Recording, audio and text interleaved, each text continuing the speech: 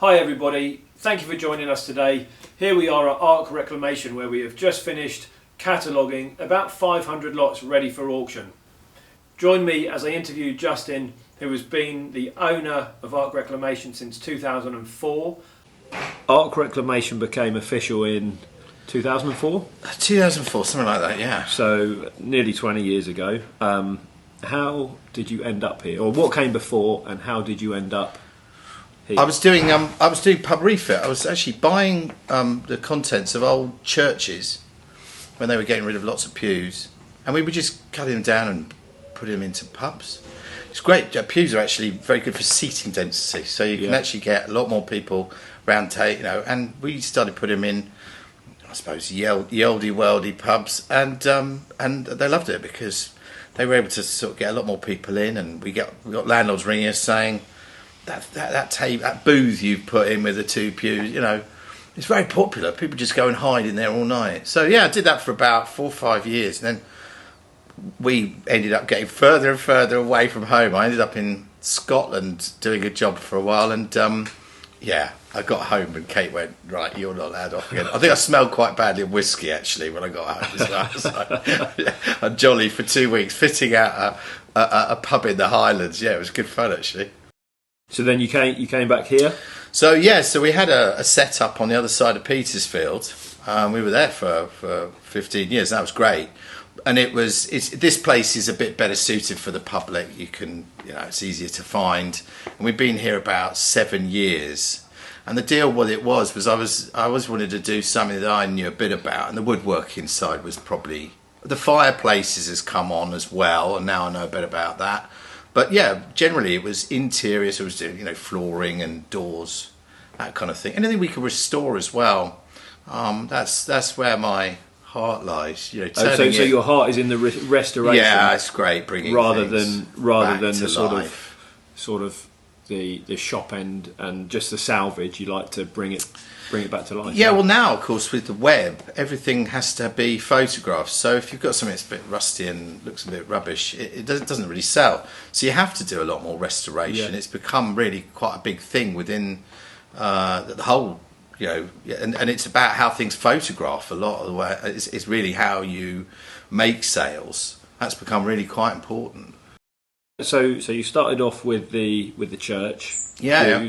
How did you find your way to doors and fireplaces and stained glass windows, and then on from there, everything else you have in your showroom, because there's such a variety and vast, you get massive mix of stuff. Number of stuff. Well, the answer is being offered lots of different things and getting to go into different places and trying to be as polite and honest about things. If we don't want to buy something, we'll say to whoever's trying to sell it, oh, you should go and talk to this guy or that guy.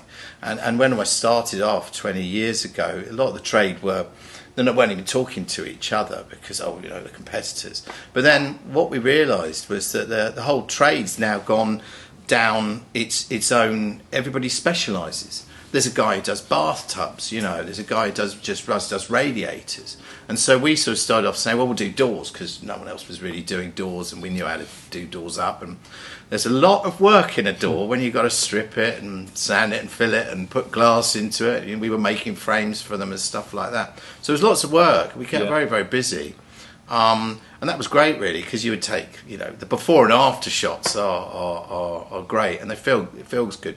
And then there was a whole sort of fashion for reinventing or reuse, and I love that kind of things that get turned into other things. I've got a lot of old windows lying around, but we sell most of them to people who want to put mirror glass in them and turn them into cool mirrors and things like that. And I just think when things get reinvented like that. We have a joke, which is when you buy something, you haven't got a clue what to do with it. You can either turn it into you've got to be able. You can turn everything into a light or a coffee table. And people do, and that's and that's what's been happening.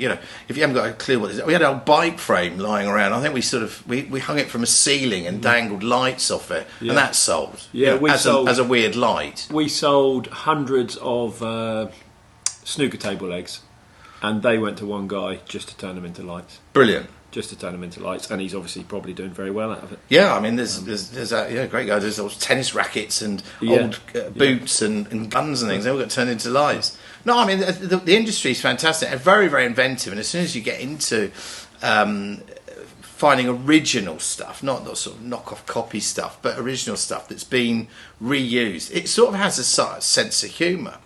I remember once seeing an upright piano that had been converted into a fish tank. You know, they just literally just cut a panel out and put a fish tank in, and so you had this sort of, obviously the piano wasn't in there anymore, and they had a writing desk, and it was just really good fun, you know. And I think that's where we're going now. There's a lot of really clever people, and now the web is, people are doing it on video as well, so they're showing you how to do it and what to do, and it's just really great. I mean, I'm, even after 20 whatever years of doing it myself, you go on to some of these videos of people making resin tables. Yeah. It's just fascinating. Obviously, the industry has come a long way in the last 20 years. Yep. Where do you see it in the next 20 years?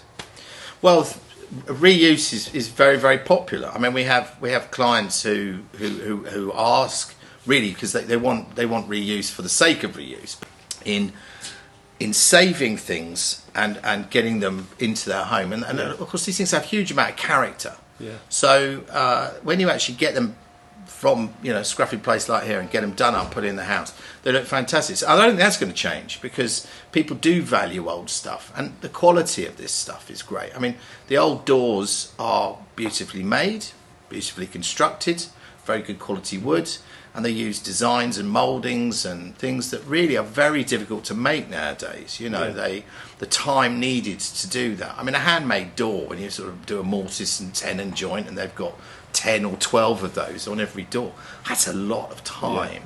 And you're getting that benefit of that as it's being second hand for nothing, really. And we get a lot of clients who will go to have a joinery and have it made, and it's quite expensive to have things made now, because it's, you know, handmade stuff takes a long time.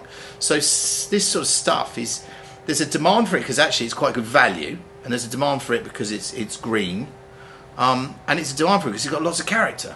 So I can't see it ever stopping. I think the way we will sell is different. I think people will keep on specialising and specialising and specialising, and you'll get people who, you know, there must be a guy out there who just does chimney pots. There must be a guy out there who just does you know, guttering of certain sizes, and he specialises in that, and that's what he'll do, and he'll do it online and probably make quite a decent living out of it.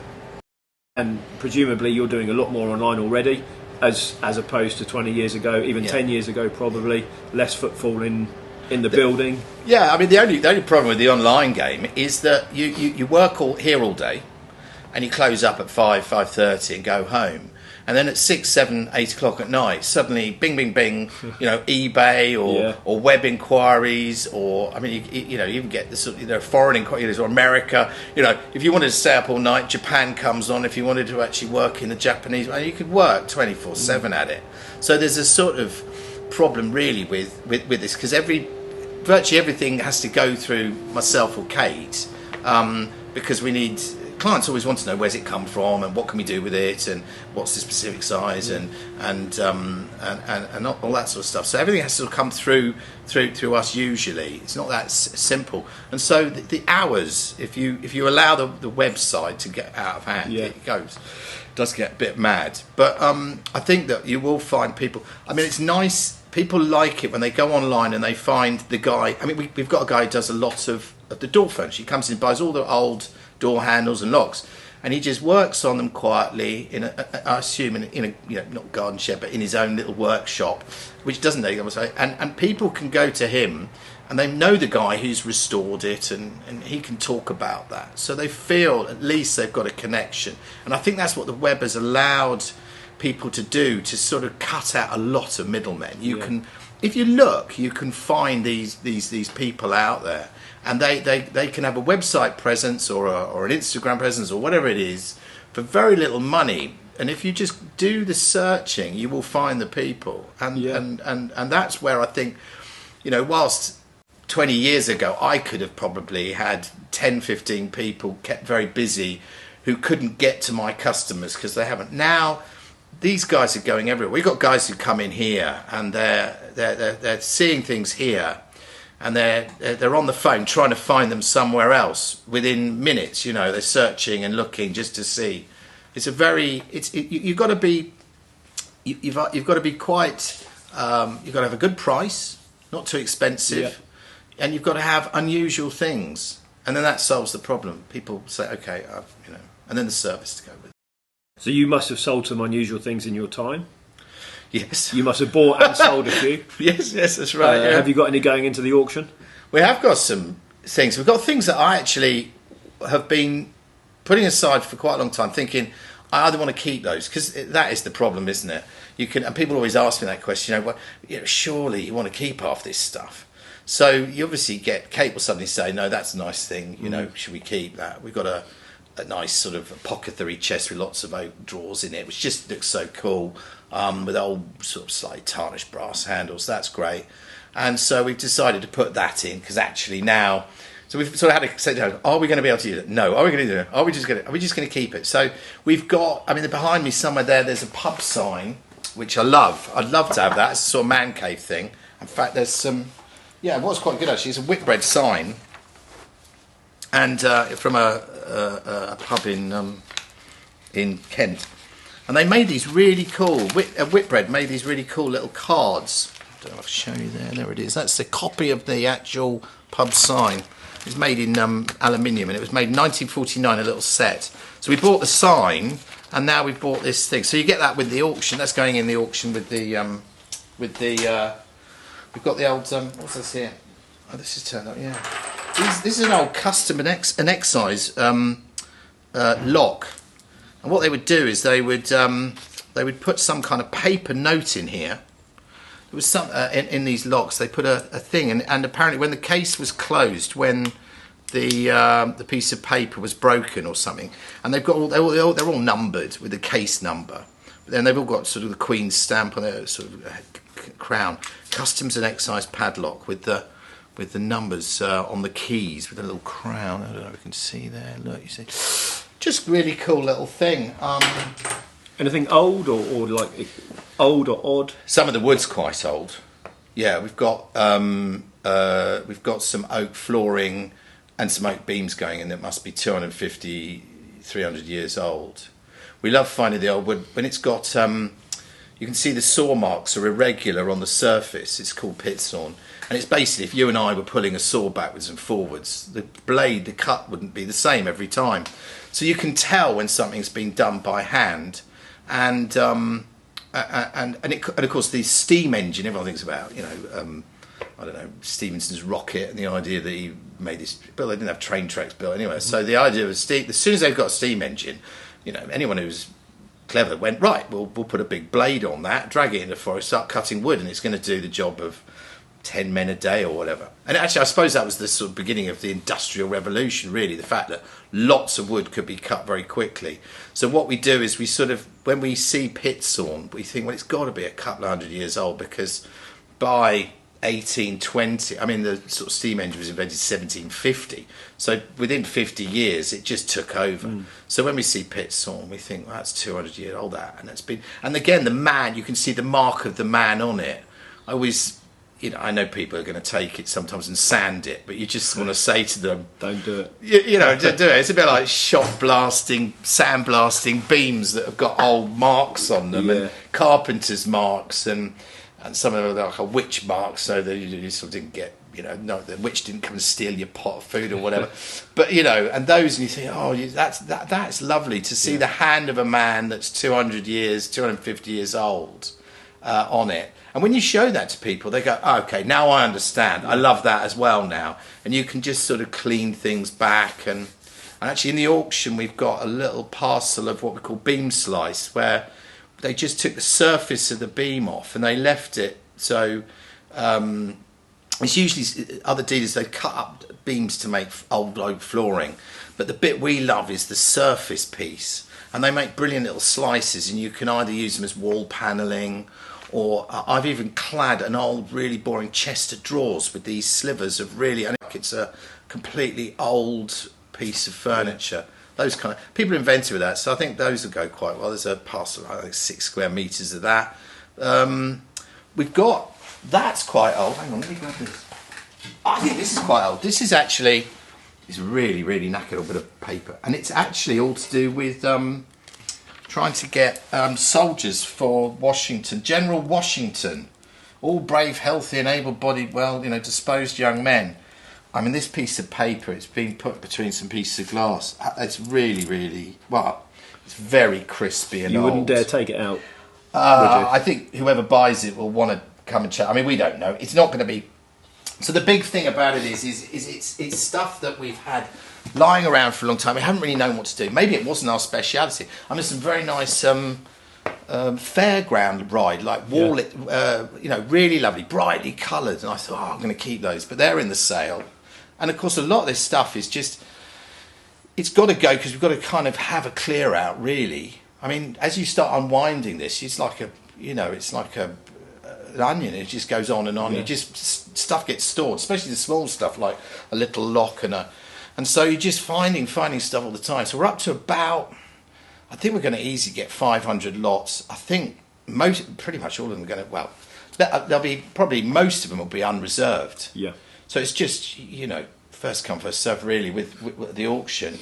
I mean, that sort of thing, we'll put that in as unreserved. We're not, it could be a very, somebody else, if it is what it possibly could be, then it could be really important.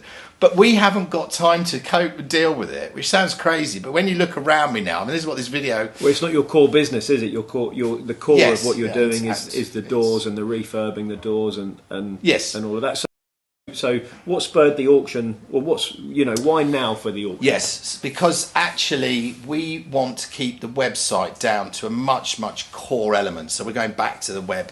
We're going back to the idea that we have to stick to. So our website's really just going to be for fireplaces and doors from now on. Yeah. And all this extra stuff, I think, is going to just have to slightly fall by the wayside. So, so we just have to have a big clear out, really, to try. We are going to probably end up moving again, so there's another situation there where we'll change the way we do it. Less shop time, more web time. Will you stay local for the guys who know you as Petersfield or? Yes, we will. Yes, we will. But your reach is presumably a lot further now. Yeah, well, it just here. Yeah, I mean, with online, yeah. We're just doing a deal with somebody in Derbyshire and. We had some people. We did some work for somebody in Orkney, but he said, "Well, we can't find doors up here. We've got reclamation." So they just went online, and I said, "Well, I'm near Portsmouth. What are you doing?" But they said, "Well, we've got to get the doors from somewhere," and they sent a truck down, which is a Scottish guy came down in a truck, and he went and picked up a kitchen here and a thing there, and he went on, this and this, and he ended up down here, loaded up 10 doors, went all the way back up again. Well, people have specific tastes as well, don't they? And they want it to fit their exact house from that exact period, and they need what they need. So if you're the only guy who's got it, yes.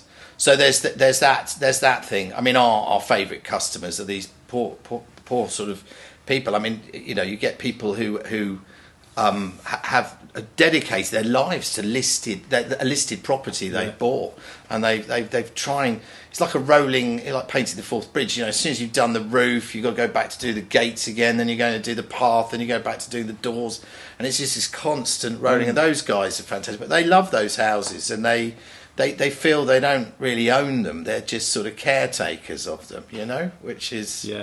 And so you want to help those sort of people because essentially some of them, these houses have actually bankrupt them, but they're determined to kind of carry on. Yeah. And then you have somebody who just wants a quirky thing, and they'll do. I mean, it's a bit mad to look now. You could have a Rococo mirror with an Edwardian leather sofa, with a Georgian dresser, and an Indian rug, and a modern, and a Banksy or some modern art on the wall. And a weird 1950s sort of light, and that mixed look is fantastic. I mean, you just get sort of people just say, no, that's going to work because everything is just different. So whilst we used to 20 years ago, everyone was determined that everything and looked the same. They'd say, I want a set of matching fireplaces, and for the bedrooms, and you say, well, they wouldn't have done that in Victoria. They didn't think like that. They would have wanted each room to be themed slightly differently, and maybe slightly different look to it, different period. Having been here 20 years, you slowly, you build up contacts. Yeah. So you'll just hear from people once in a while, and they'll say, right, finally I've managed to rescue something, and it's, and they bring it down. Yeah. I mean, some of the flooring now, it's become so valuable when they come down, and that some of the oak flooring, you might be buying it at, I don't know, £50 a square metre, so, and there might be 20 foot to a square metre. Mm-hmm. So suddenly, they turn up with 1,000 foot, and you'll say, well, it's £2.50 a foot. Yeah. And I'll be sitting on the back of a van, and they'll go, you what? And I'll go, there's £2,500 worth there, Yeah. And they, well, we burnt the other stuff. It's just crazy. Okay, so a bit of housekeeping, I think, Yep. to wrap up. For any potential customer or anybody who wants to come and look at the stuff, Yes. or know more about the auction, a quick 30-second pitch. Yes, well, there's lots of variety on the auction. There's going to be about 500 lots, lots of variety, most of it no reserve. So, that's it's not just going to be a high price. There's lots and lots of interesting things and bargains, lots of, so we're keeping most of the doors. There won't be many doors in it, but then actually, I don't think an auction, is the place to sell doors. But have a look at it. It's all online. You can come here. We'll be open as a sort of shop. And we've catalogued not only what it is, we've tried to put sizes on the website, on the catalogue, so that can help out. So having an early look's good, because you might, with the sizes, you might say, oh yeah, that could go there or there. And then here we know where everything else lot is. So whilst it's not laid out beautifully, if you come in and said, I wanted to see lot 300 and something or other, we go, it's here. Yeah, come and say hi. Okay. So it's going to be broadcast. It's obviously going to be broadcast on the Wellers Auctions website. 3rd of November. It'll be on the sale room. It'll be on the 3rd of November. Yes. You can't come here and bid from here. Is the problem? You do need to go through the online portal, which is the fairest way of doing it now, I think. And you are located. What's your address? Well, we are in Petersfield, in Hampshire, just in case. We're just off the A3. And the postcode is GU323PB, and we are actually a Google location. So if you put in Arc Reclamation, and then we'll have lots of people here to help load up. If you want to ring Arc Reclamation and say, I am interested in this item, I'm not quite sure I'm going to get it to me, there are people we introduce you to, or numbers we can give you for couriers who, certainly if it's something fragile, I think we should have a little chat about that. Yeah. It'd be nice to make sure things got to people safely. So for viewing, yes. Obviously you're open as a shop anyway, so people can come and have a look. Yes. They can make the call, but officially it's the weekend before the auction, the week and the week prior before, the auction. really, yeah. We'll be geared up for that. Yes. We'll be answering condition reports online. Absolutely, yes. And again, we unfortunately, because of the number of lots, we can only write a certain amount of stuff about each thing. But certainly, if something's got a bit of provenance or has come from an interesting place, we've got doors from St Pancras here that had to come out of St Pancras because they needed to be fire doors. We've got the church doors from Chichester Cathedral. So we've got all sorts of interesting things that have quite interesting history and provenance, and we'll try and make sure that we give all of that to people when they buy it. But they're welcome to come and ask as well. Yeah. And if we know where it's come from or anything about it that's interesting, we'll give you that information. That's why you buy off us here, because we try to, we know that it's not just a general house auction in terms of it's just turned up and nobody knows anything. We do have a good idea. Yeah, great. All right. Well, I think that's it. Thanks Justin. for coming. Lovely to see you. Thank you very much. All right. So that was the interview with Justin. I hope it gave you some insight into the auction, why he wants it, and when it is, of course. It is the 3rd of November. And if you want to get involved, you can get involved by visiting Wellers Auctions, the sale room, or Easy Live. The sale will be broadcast across all 3 platforms, so there's plenty of variety. There's loads and loads to get your teeth into. And we hope to see you live and bidding on the sale.